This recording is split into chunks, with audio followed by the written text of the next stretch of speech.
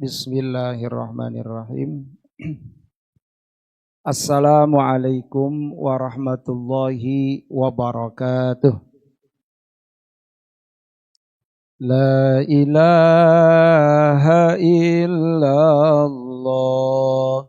la mawjuda illallah, la ilaha illallah, la ma'buda illallah, la ilaha illallah, la matluba illallah, la ilaha illallah, la maqsuda illallah. Bismillahi tawakkalna ala Allah, la hawla wa la quwwata illa billah. Astaghfirullahal azim, astaghfirullahal azim, astaghfirullahal azim wa atubu ilaik. Al-Fatihah. A'udzu billahi minasyaitonir rajim. Bismillahirrahmanirrahim. Alhamdulillahirabbil alamin, arrahmanir rahim, maliki yaumiddin. Iyyaka na'budu wa iyyaka nasta'in. Ihdinas siratal mustaqim, siratal ladzina an'amta 'alaihim ghairil maghdubi 'alaihim waladdallin. Amin. Bismillahirrahmanirrahim. Alhamdulillahilladzi an'amana bi ni'matil iman wal islam wat taqwa. Asyhadu an la ilaha illallah wahdahu la syarikalah wa asyhadu anna sayyidana wa nabiyyana Muhammadan abduhu wa rasuluhu la nabiyya ba'dah. Allahumma salli wa sallim wa barik ala sayyidina wa habibina wa syafi'ina wa karimina wa maulana Muhammadin wa ala alihi wa sahbihi wa tabi'ina ila yaumil qiyamah. Qala subhanaka la ilma lana illa ma'allamtana innaka antal alimul hakim. Rabbi israh li sadri wa yassir li amri wahlul 'uqdatam min lisani yafqahu qawli. Amma ba'd. Wa qala al-musannif rahimakumullah wa nafa'ana bi ulumihi fi dharain. Amin ya rabbal alamin. Bismillahirrahmanirrahim. Wa syu'batu tasi'ata asyarata ta'zimul qur'ani wa ihtiramuhu wa min zalika ayyaqrahu wa huwa ala taharah. Al-ayah.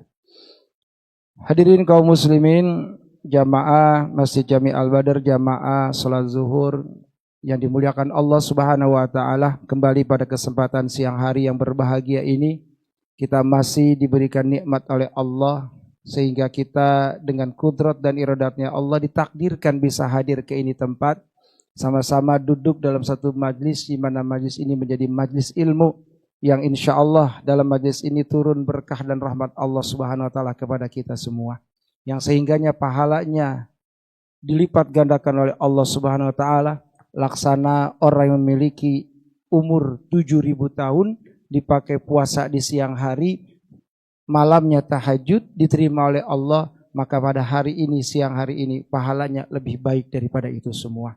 Mudah-mudahan kita semua mendapatkan ilmu yang bermanfaat di dini wa dunya wal akhirah. Amin ya rabbal alamin. Baik, pada kesempatan siang hari ini melanjutkan bahasan kitab kita, yaitu kitab Syu'batul Iman.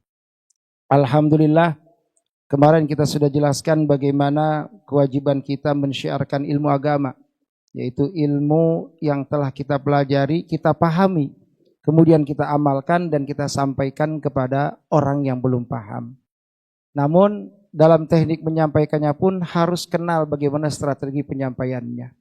Ada cara yang Nabi contohkan. Yang pertama, orang-orang terdekat kita. Orang-orang yang sayang sama kita, bukan orang yang benci sama kita. Maka insya Allah target dakwah kita akan lebih sempurna. Kemudian setelah itu baru kita berdakwah kepada orang siapa saja yang kita kenal, yang merasa dirinya sesama muslim. Insya Allah itu menjadi pahala yang berlipat ganda, termasuk cabang iman nomor ke-18.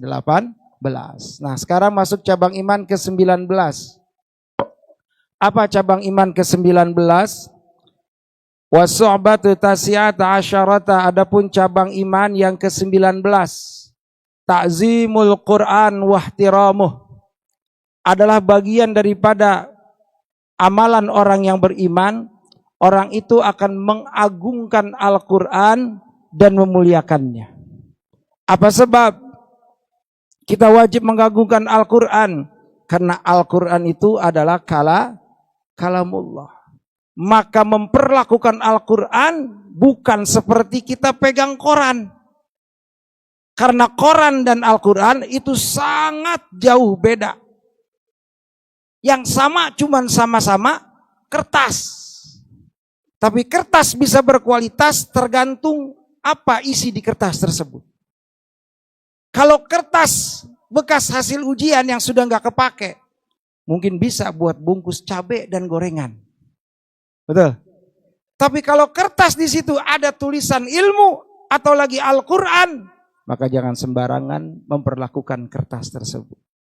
Maka kita punya kewajiban apa? Mengagungkan Al-Quran. Jangan sampai kita ibadah pengen disebut orang yang rajin baca Quran, dekat dengan Al-Quran, mengamalkan dengan satu amalan yaitu orang yang rajin baca Quran, maka Quran nanti akan menjadi syafaat buat nanti di akhirat.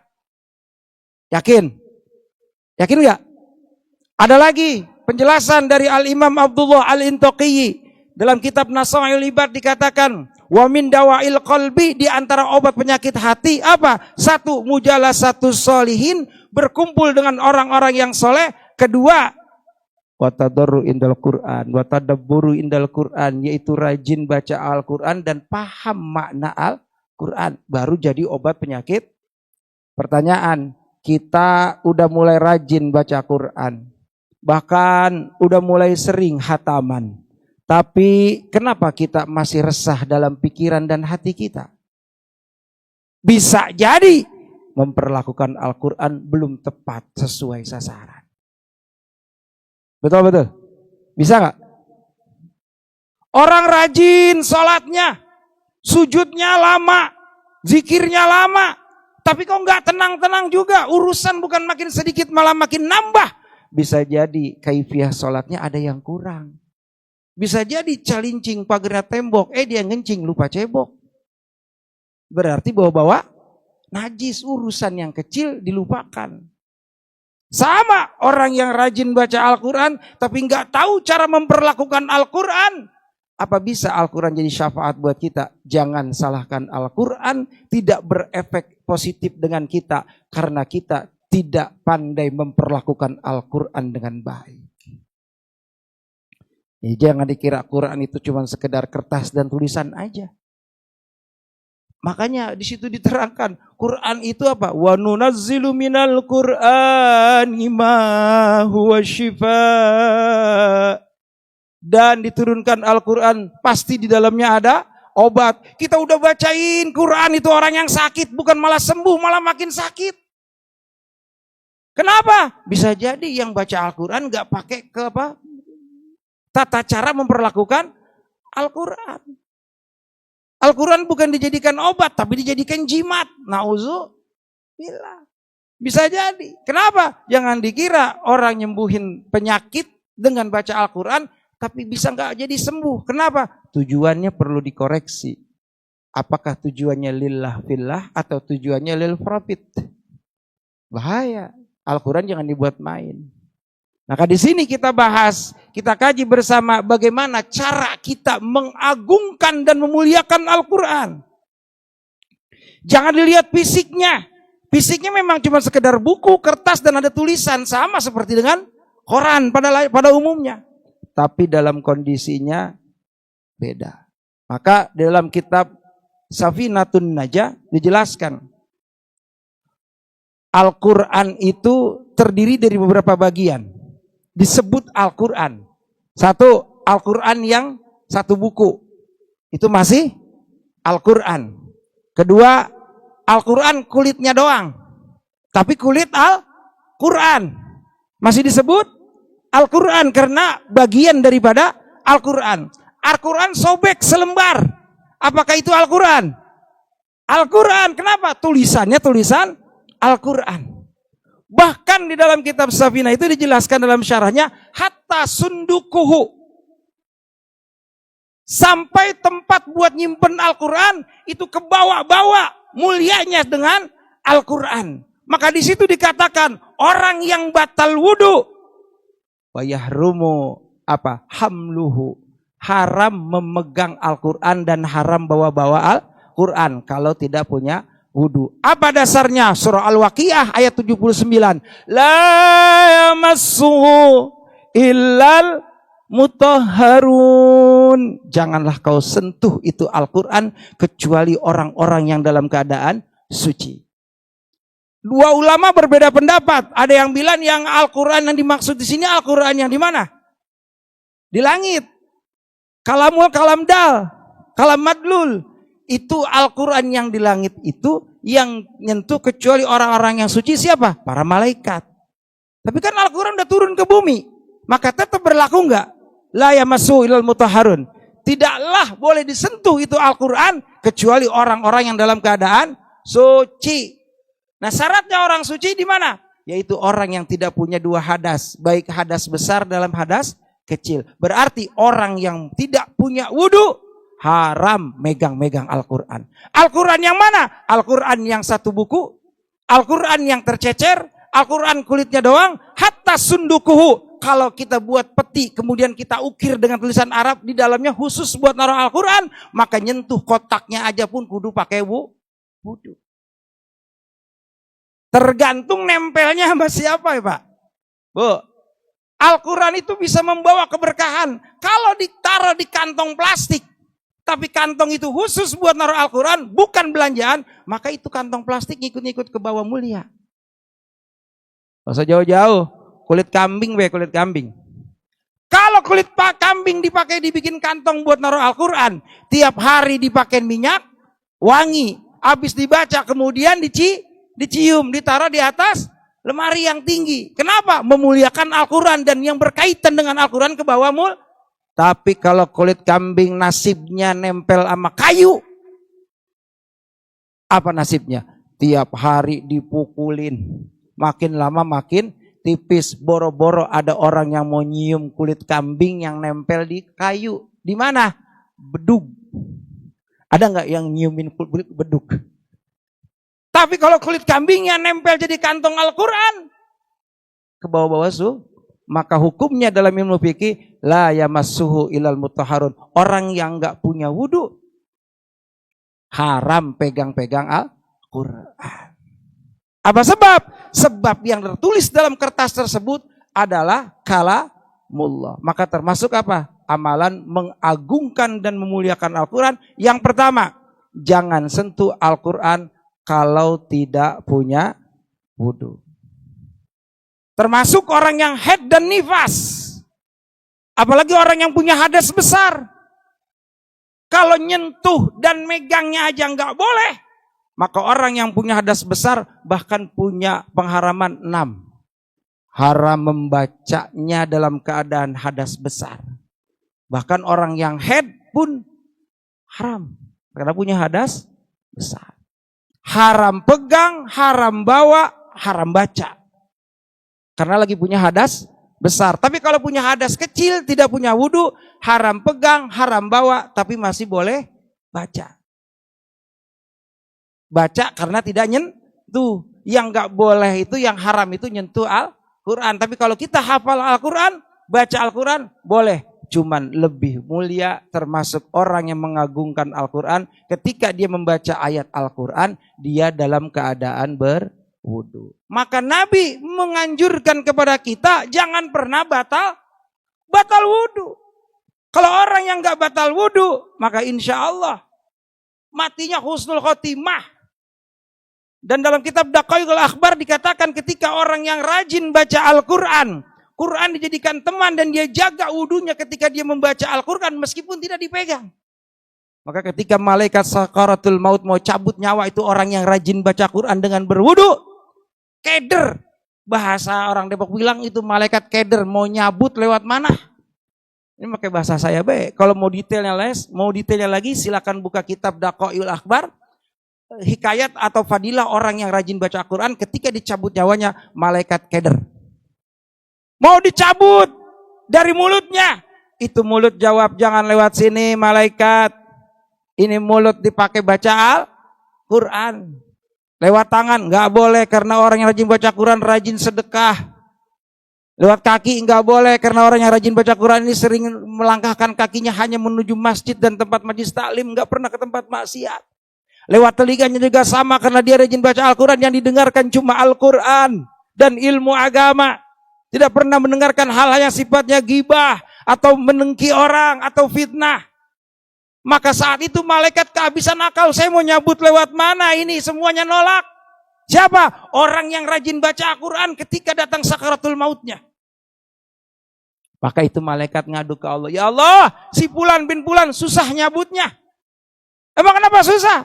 Semuanya pada nyaut, pada belain dia. Allah menjawab, malaikat, tulis di tanganmu namaku Allah. Maka ketika itu malaikat turun, panggil itu siapa? Calon camat, orang calon mati, ditunjukin tangan malaikat dengan tulisan berlafaz Allah. Seketika itu bukan dicabut, tapi itu ruh orang yang mau meninggal bukan dicabut, tapi keluar dengan sendirinya tanpa ada rasa sakit sedikit pun. Kenapa? Karena dia orang yang rajin baca Al-Quran. Karena dia orang yang menjaga kemurnian dan kesucian Al-Quran. Ikhtiram, dia muliakan Al-Quran. Meskipun dia tidak memegangnya, tapi dia membaca Al-Quran, maka dalam keadaan selalu berwudu. Amin ya rabbal alamin. Kalau kita kan beda. Ya Pak ya. Kadang-kadang orang head aja alasannya, saya mau zikir karena saya udah biasa wiridan pakai baca Al-Quran, murojaah dengan Al-Quran.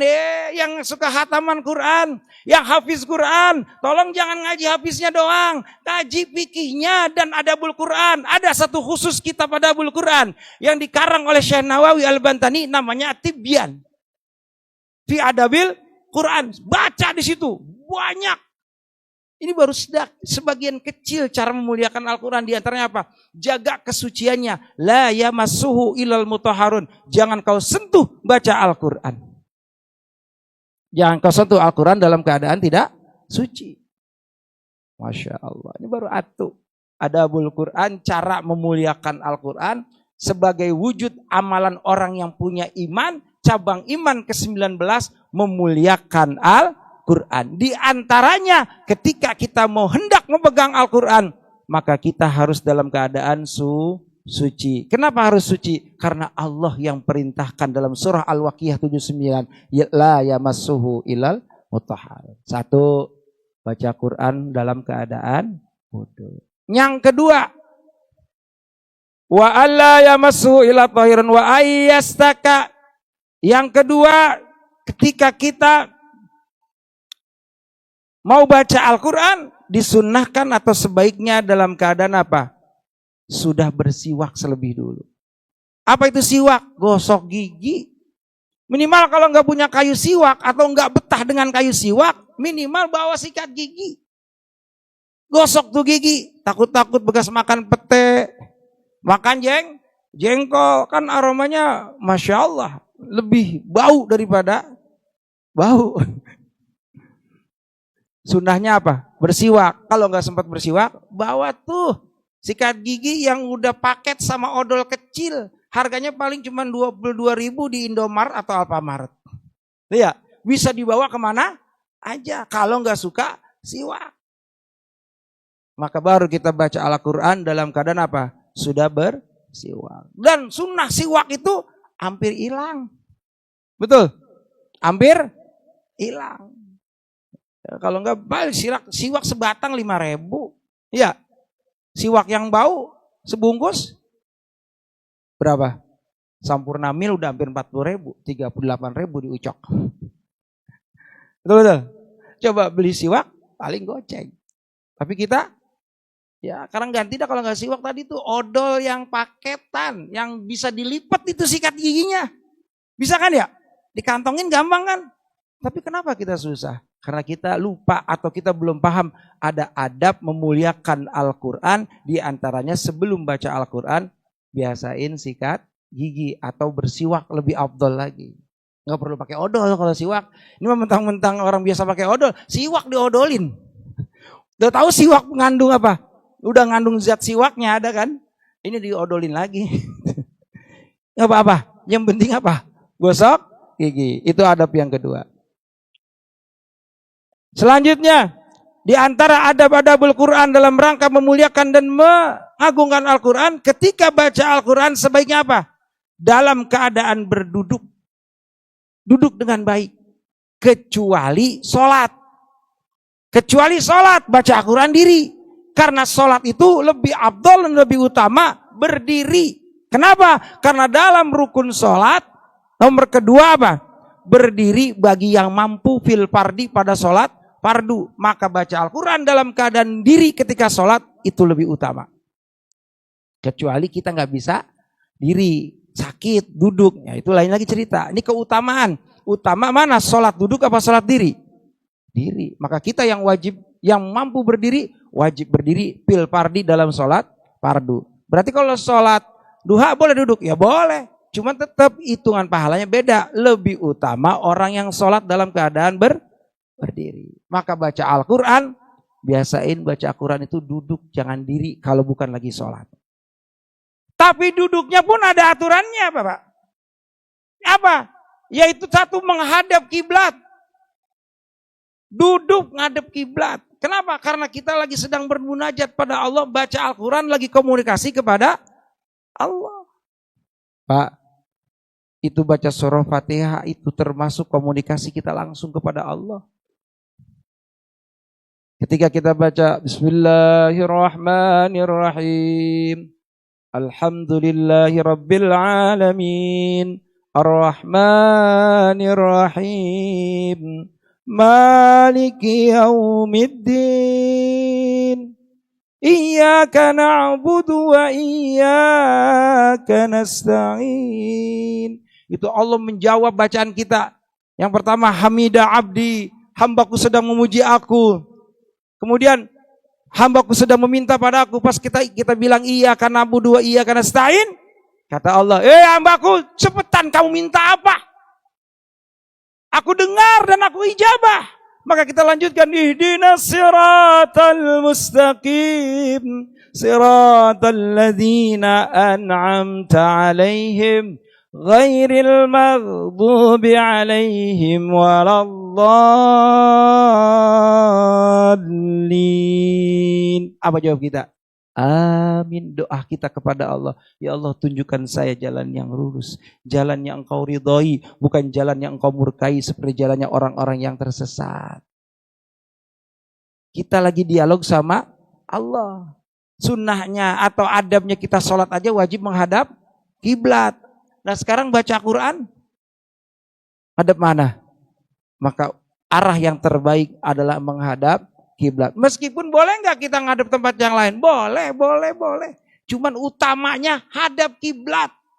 Kenapa? Ihtiram, memuliakan dalam baca Al-Quran. Kalau baca WA mau madep mana juga terserah. Betul. Apalagi kalau WA dari TTM, temen tapi mau.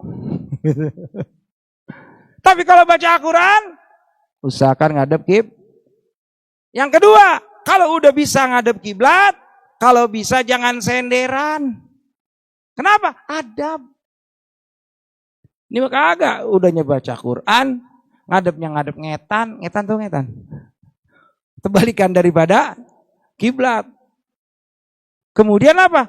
Blonjor, sender. Duduk mah duduk dapat, cuman dia senderan, kemudian kaki blonjor, megang Quran. Cakep gak tuh? Secara adab jadi enggak. Meskipun bacaannya baik, meskipun bacaannya husu, tapi kalau adabnya tidak dipakai, ngaruh enggak dengan kemuliaan Al-Quran? Kita punya hajat apapun gini-gini gitu, tapi ternyata enggak dikabulkan. Kenapa? Ada satu yang kita lupakan. Apa? Adabul Quran. Maka adab ini bukan perkara yang simpel, justru perkara yang utama di dalam segala hal. Orang ngaji aja, urutan terbaik itu yang pertama apa? Bil adab. Sebelum kita paham ilmu, maka utamanya apa? Bil adab. Dalam kitab Salalimul Fudala itu dijelaskan ada keterangan bil adab yufhimul ilmi. Orang bisa paham ilmu kalau dia punya adab. Maka ulama-ulama kita zaman dahulu sejarahnya bukan orang-orang yang punya IQ di atas rata-rata, tapi karena dia beradab dengan guru-gurunya, bertakzim, minta tabaruk daripada guru-gurunya, gurunya ridha, jadi ulama. Kemarin kan dijelaskan oleh salah satu guru kita bagaimana Al-Imam Ibnu Hajar Al-Asqalani jadi ulama, riwayatnya bukan pinter, tapi bebel. Alias apa? Tell me, telat mikir. Tapi karena dia yakin pada Allah, Allah kasih ilham. Apa? Cikaracak cai ninggang batu lila-lila dekok. Apa itu artinya ya? Setetes demi setetes air jatuh ke dalam ke batu yang begitu keras, lila-lila, lama-lama lah batu itu bisa legok. Bisa bolong. Dengan apa? Dengan istiqomahnya air menimpa batu. Air yang lembut bisa bolongin batu. Apa sebab? Karena istiqomah. Karena dia punya adab sama gurunya. Dia nggak pernah ngelawan gurunya. Dia balik lagi kemana ke tempat gurunya. Disuruh ngajar saat itu juga jadi bisa. Sebab apa? Bil adab yufhimul ilmi. Dengan adab orang itu bisa paham ilmu. Kita mau baca Al-Quran, ibadah yang begitu fadilahnya gede, bisa jadi syafaat buat kita nanti di akhirat. Tapi kalau nggak tahu cara memuliakan Al-Quran, bagaimana Al-Quran bisa memuliakan kita? Maka di sini penting bagi kita paham tentang tata cara memuliakan Al-Quran. Dan masih banyak lagi adab-adab tersebut. Maka kalau kita penasaran bagaimana cara kita memuliakan Al-Quran, cari kitab namanya kitab Tibyan, khusus dengan adabul Quran, karangan Syekh Nawawi Al-Bantani. Nah, sebagai penutup terakhir, 1, baca Quran harus punya wudu. 2, baca Quran menghadap kiblat. Dan baca Quran jangan senderan. Ya, apa aja yang gak boleh disentuh yang berkaitan dengan Al-Quran? Al-Qurannya, kertasnya, kulitnya, bahkan tempat naruh Al-Quran pun tidak boleh sembarangan. Itu harus dipegang pakai wudu. Timbul pertanyaan, bagaimana kalau kita bawa-bawa Al-Quran? Dari rumah wudu, pasti mobil batal. Al-Quran ada di tas kita. Apakah kita termasuk orang yang dosa? Karena bawa-bawa Al-Quran tanpa punya wudu. Pak, ada yang punya masukan? Kita bawa Al-Quran dari rumah nih, 1 buku. Buat kita tadarusan, dari rumah udah wudu. Kita masukin ke tas. Sampai di bis atau di busway, kesenggol sama perempuan. Batal wudu kita. Di dalam tas ada Al-Quran. Terus tas kita mau bawa enggak? Padahal ada duit 1 juta. Ada duit, ada HP, ada baju kita, ada Al-Quran. Apakah kita berdosa? Maka jawabannya pakai apa? Pakai ilmu. Apa ilmunya? Innamal a'malu bin niat. Segala sesuatu itu tergantung niat. Kalau kita mau bawa Al-Quran dari rumah, karena udah kita tandain nih. Ya kan? Kemudian kita masukin dalam keadaan wudu. Masukinnya niatin saya bawa tas.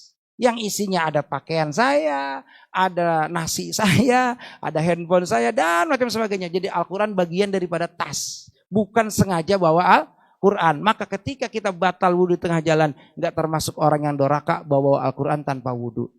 Tapi ntar kalau pas ngambilnya lagi ya wudu dulu. Karena yang mau kita ambil Al-Qurannya. Tapi kalau kita bawa tasnya, karena kita niatnya bawa tas, bukan bawa Al-Quran. Maka dari situ kita pentingnya anga jiji. Ngaji. Apa itu ngaji? Ngaos. Apa itu ngaos? Ngaji. Jadi kalau kita ibadah tanpa ilmu, kata Ibnu Ruslan dalam kitab Jubatnya, Pakuluman bigoiri ilmin, Pakuluman bigoiri ilmin ya'malu, a'maluhu mardudatun latuk balu. Siapa orang yang beramal tapi nggak pakai ilmu, sholat nggak ngerti fikih, berarti amalnya ditolak dan tidak diterima. Maka lebih baik ngaji dulu baru ibadah daripada ibadah dulu baru ngaji. Capek. Maka ngaji dulu. Insya Allah mudah-mudahan ada manfaatnya. Sampai di sini penjelasan yang dapat kami sampaikan. Masih banyak tentang masalah adabul Quran. Silakan cari keterangannya di kitab yang khusus tentang adabul Quran. Mudah-mudahan kita termasuk orang-orang yang mengamalkan cabang iman. Di antara cabang iman nomor 19, mengagungkan dan memuliakan Al-Quran. Insya Allah kalau kita sudah mengagungkan dan memuliakan Al-Quran, maka Al-Quran pun akan mencintai dan memuliakan kita dan akan menjadi pembela kita nanti di akhirat. Amin ya rabbal alamin. Al-Fatihah. A'udzubillahi minasyaitonirrajim. Bismillahirrahmanirrahim. Alhamdulillahi rabbil alamin arrahmanir rahim maliki yaumiddin. Iyyaka na'budu wa iyyaka nasta'in. Ihdinas siratal mustaqim. Siratal ladzina an'amta 'alaihim ghairil maghdubi 'alaihim waladdallin. Amin. Allahumma shalli wa sallim ala sayyidina Muhammad wa ala ali sayyidina Muhammad. Allahumma rabbin fa'na bima 'allamtana rabbi 'alimna lazi yanfa'una rabbi faqihna wa faqih ahlana wa qarabati lana fi dinina tawassalna bi ta'allumin tawassalna bi ta'alimin anta rizqana wasi'a wa anta rizquna al-amana subhanakallahumma bihamdika asyhadu an la ilaha illa anta astaghfiruka wa atubu ilaik. Wassallallahu ala sayyidina Muhammadin wa ala alihi washabihi ajmain bi fadli subhana rabbika rabbil izzati amma yasifun salamun alal mursalin walhamdulillahi rabbil alamin. Wassalamu alaikum warahmatullahi wabarakatuh.